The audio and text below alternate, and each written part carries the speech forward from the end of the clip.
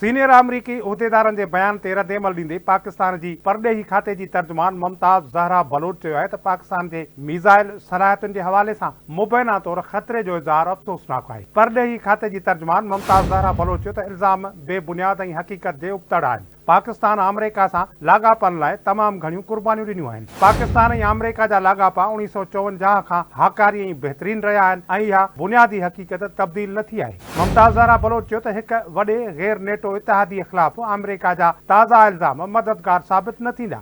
को बि सबूत न हुजण सबबि उन्हनि इल्ज़ामनि जी का बि अहमियत न आहे। पाकिस्तान कॾहिं बि अमरीका सां बदनियती न कई आहे। हुन चयो त अमरीकी पॉलिसीअ जे तसलसल खे बरक़रार रखण लाइ पाकिस्तान जानी नुक़सान खे मुंहुं ॾिनो। स्ट्रेटेजिक प्रोग्राम ऐं सलाहियतुनि में वाध ख़तरे खे रोकणो ऐं नाकाम बणाइण लाइ आहे। हुन चयो त पाकिस्तान जूं स्ट्रेटेजिक सलाहियतूं कंहिं ॿिए मुल्क लाइ ख़तरो न सम्झणु घुरिजनि। पाकिस्तान लाइ स्ट्रेटेजिक प्रोग्राम हिकु मुक़दस हैसियत रखे थो। परॾेही खाते जी तर्जुमान चयो त 2012 खां जॾहिं अमरीकी अमलदारनि मौज़ूअ ते ॻाल्हाइणु शुरू कयो त पाकिस्तान जे मुख़्तलिफ़ हुकूमतुनि क़यादत ऐं अमलदारनि अमरीकी ख़दशनि खे हाकारी अंदाज़ में ख़तमु करण जी कोशिश कई।